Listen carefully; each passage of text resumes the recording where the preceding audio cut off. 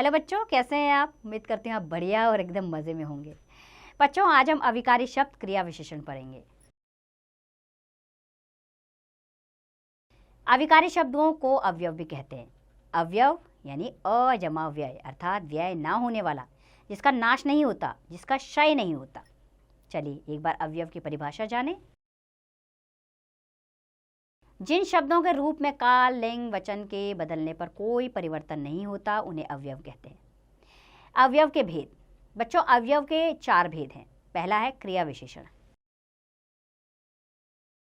क्रिया विशेषण का अर्थ है क्रिया की विशेषता बताने वाला। जैसे लड़के प्रतिदिन मैदान में क्रिकेट खेलते हैं, बच्चा धीरे धीरे चल रहा है, हिरन इधर उधर भाग रहा है।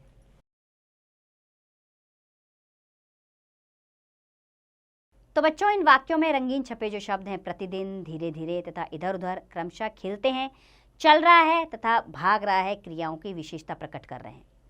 क्रिया की विशेषता प्रकट करने वाले ये शब्द क्रिया विशेषण कहलाते हैं। चलिए एक बार परिभाषा जानें इसकी। क्रिया की विशेषता बताने वाले शब्दों को क्रिया विशेषण अवयव कहते हैं।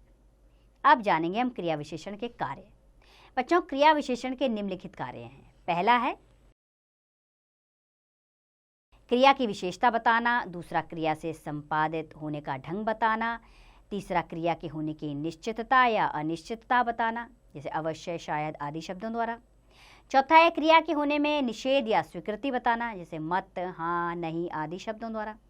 और पांचवा है क्रिया के होने की स्थिति, दिशा और परिमाण के विषय में बताना। चलिए अब क्रिया विशेषण के भेद जानें। क्रिया विशेषण के 4 भेद हैं। पहला है रीतिवाचक क्रिया विशेषण। जिस शब्द क्रिया की रीति अर्थात होने का ढंग बताए, उन्हें रीतिवाचक क्रिया विशेषण कहते हैं। जैसे अमित शांतिपूर्वक बातें कर रहा है, जोर जोर से मत बोलो। तो बच्चों, इन वाक्यों में शांतिपूर्वक तथा जोर जोर से क्रिया की रीति या होने का ढंग बता रहे हैं, अतः यह रीतिवाचक क्रिया विशेषण है। कुछ प्रमुख रीतिवाचक क्रिया विशेषण हैं, जैसे ध्यानपूर्वक, ऐसे वैसे, यथाशक्ति, ताबड़तोड़, हाँ, नहीं, मत, शीघ्र, झूठ, अचानक, अवश्य, शायद आदि। इसमें जानने योग्य बात है कि रीतिवाचक क्रिया विशेषण को पहचानने के लिए क्रिया के साथ कैसे या किस प्रकार लगाकर प्रश्न करने चाहिए। उत्तर में जो शब्द प्राप्त होगा वह रीतिवाचक क्रिया विशेषण होगा। दूसरा विशेषण है हमारा कालवाचक क्रिया विशेषण। क्रिया के होने का समय बताने वाले शब्द कालवाचक क्रिया विशेषण कहलाते हैं। जैसे परीक्षा के समय परीक्षार्थी रात भर पढ़ते रहे, मेहमान अभी अभी आए हैं। तो इन वाक्यों में रात भर तथा अभी अभी क्रिया की समय संबंधी विशेषता बता रहे हैं, अतः यह कालवाचक क्रिया विशेषण है। कुछ प्रमुख कालवाचक क्रिया विशेषण हैं, जैसे जब, तब, कब, आज, कल, सवेरे, शाम तक, बार बार, साल भर, कई बार, साएं, प्रतिदिन आदि।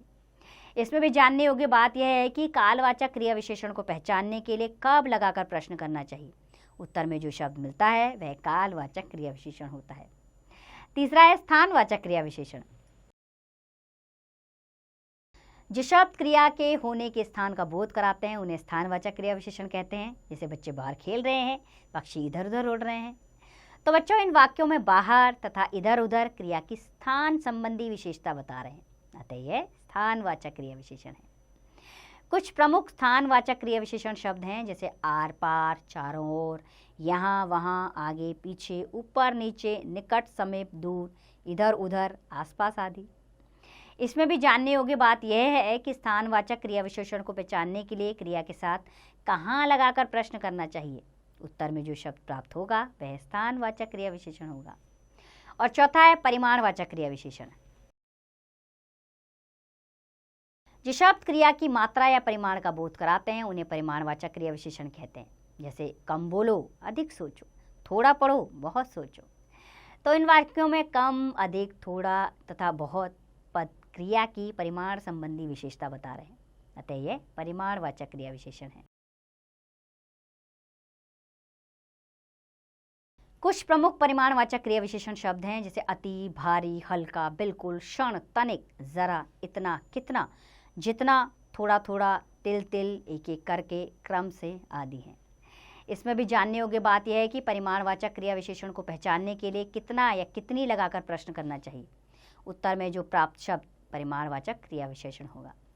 चलिए क्रिया विशेषण और विशेषण में अंतर जानें। कुछ विशेषण शब्दों का प्रयोग क्रिया विशेषण के रूप में होता है, लेकिन विशेषण शब्द ज़्यादातर संज्ञा से पहले लगते हैं, जबकि क्रिया विशेषण शब्द हमेशा क्रिया से पहले लगते हैं। जैसे विशेषण है शौर्य ने बहुत किताबें खरीदी, तो क्रिया विशेषण है बहुत पढ़ो।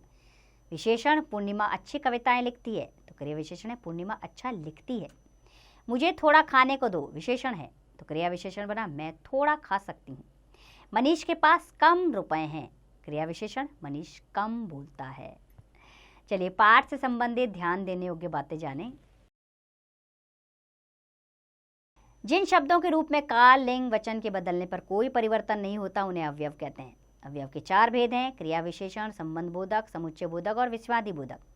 क्रिया की विशेषता बताने वाले शब्द क्रिया विशेषण कहलाते हैं।